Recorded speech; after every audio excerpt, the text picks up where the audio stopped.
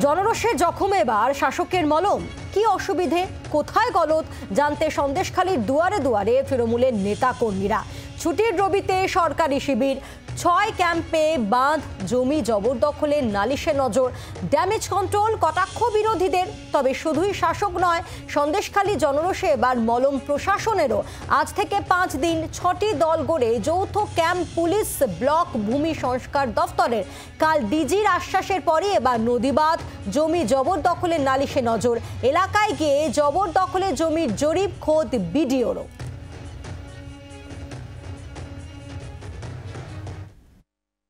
গ্রামবাসীরা আসছেন অভিযোগ নিয়ে? এখনো পর্যন্ত কেউ আসেননি।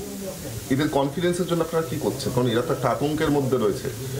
দেখুন, আমরা তো ক্যাম্প করেছি, এবার আশা করছি কেউ না কেউ আসবেন। কোন রকম প্রচার করা হয়েছে ডিজির এই প্রেস কনফারেন্স? হ্যাঁ, কালকে বিডিও অফিস থেকে প্রচার করা হয়েছিল। মাইকিং করা হয়েছে? হ্যাঁ, মাইকিং করা হয়েছিল। আমার হাজব্যান্ড যখন ফেরিঘাট নিয়েছিলেন 18 সালে সম্ভবত, সেই আমরা ফেরিঘাট নিয়ে কিছুদিন বসার পরে, মাসখানি বসার পরে ফেরিঘাটের দখল আর আমরা পাইনি। কারা দখল করে নিল ফেরিঘাট আপনাদের? শাহজাহান, শিবু হাজরা, এরকম 6 জনের নামে ডায়েরিও হয়েছিল, এরা দখল করে নিয়েছিল। জেলা পরিষদকে বলতে তারা জানালাম জেলা পরিষদকে, জেলা পরিষদ বললেন যে এটা তাহলে আপনারা গিয়ে বসুন, আপনারা গিয়ে, ওরা যেমন জোর করে দখল করেছে আপনারা গিয়ে দখল নিন। মানে আপনাদেরকে আবার দখল করে নিতে বলছে? তখন বললাম যে না, আমরা তো এখানে লড়াই করতে আসিনি, আমরা এসেছি ব্যবসা করতে। এর আগেও আমরা এই ঘাট ডেকেছি, কোনো কিছু হয়নি। আমরা যথারীতি যেভাবে নিয়ম জেলা পরিষদের সরকারি টাকা ইনভেস্ট মানি দিয়ে ফেরিঘাট ডাকতাম, আবার মেয়াদ শেষে আবার ডাক হতো, সেই ডাকে আমাদেরই দিত, কেননা আমাদের সাথে এমনভাবে ওই অফিসের সৎ হয়ে গেছিল। তাহলে এতদিন বাদে আজকের করতে আসলেন কেন? এতদিন সাহস পাইনি। যাদের নামে ডায়েরি করা সেই 6 জনই অ্যান্টি সোশ্যাল। মানে কাদের কথা বলছেন? শিবু হাজরা, শাহজাহান, আর 4 জনের নাম আমার মনে নেই, যার নামে যাদের ডায়েরি হয়েছিল।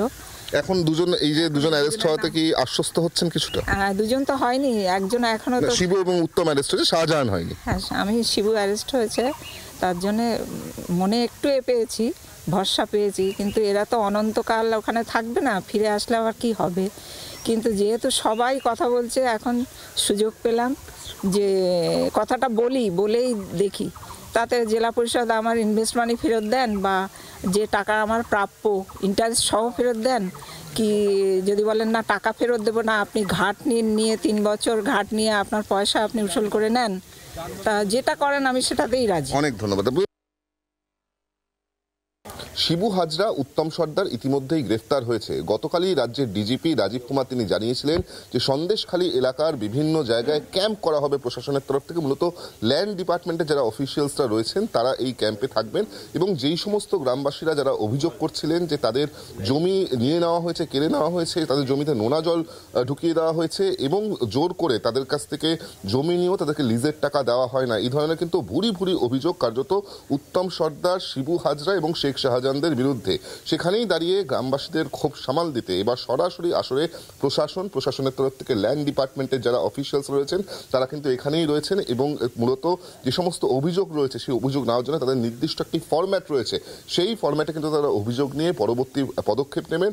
সেই ছবি আমরা দেখতে পাচ্ছি। এই ধরনের 6টি ক্যাম্প আপাততভাবে সন্দেশখালীতে করা হচ্ছে, এবং 22 তারিখ অবধি এরকম বিভিন্ন জায়গায়, বিভিন্ন এলাকায়, বিভিন্ন অঞ্চলে এই ধরনের ক্যাম্প তৈরি করা হবে, এমনটাই প্রশাসনের তরফ থেকে বলা হচ্ছে। কিন্তু আপাততভাবে যেই ক্যাম্পটিতে আমরা দাঁড়িয়ে রয়েছি সেখানে কিন্তু প্রশাসনের তরফ থেকে ল্যান্ড ডিপার্টমেন্টের অফিসিয়ালস থাকলেও গ্রামবাসীদের এখনো পর্যন্ত দেখা নেই। যেটা মনে করা হচ্ছে যে পরবর্তী ক্ষেত্রে তাদের মধ্যে কনফিডেন্স বিল্ড আপ হলে তারা হয়তো আসবেন, কিন্তু আপাততভাবে অধিকাংশ যে ক্যাম্পগুলো রয়েছে সেখানে কিন্তু যে অভিযোগের সংখ্যা তা অনেকটাই কম, এমনটাই কিন্তু প্রশাসনের তরফ থেকে জানানো হচ্ছে। জি 24 ঘন্টার জন্য ক্যামেরা অরিন্দম সরকারের সঙ্গে বিক্রম দাস, সন্দেশখালী। জমি নিয়ে নেওয়া হয়েছিল তৃণমূল জানে। আপনি কলকাতা শহরে বা গ্রামে যদি একটা নিজের বাড়িতে রং করতে যান, তৃণমূল পৌঁছে যায়। সুভাষচন্দ্র বোসের বাড়িতে রিনোভেশন হলে সেখানে তৃণমূল পৌঁছে গিয়ে বলে যে সুভাষদাকে ডেকে দাও। আর এতগুলো নিরন্ন মানুষের সমস্ত জমিগুলো কেড়ে নেওয়া হলো, তৃণমূল কংগ্রেস জানতো না? পঞ্চায়েত জিতেছে, সমিতি জিতেছে, জেলা পরিষদ জিতেছে, বিনা প্রতিদ্বন্দ্বিতায় জিতেছে। বিজেপি তো নেই। বলে বিজেপি কোথায়, বুথে সংগঠন নেই, বিজেপি কোথায়? তো সবই যখন তৃণমূল, তাহলে কি করছিল বসে? বাংলার আওয়াজ, বাঙালির আবেগ, জি 24 ঘন্টা।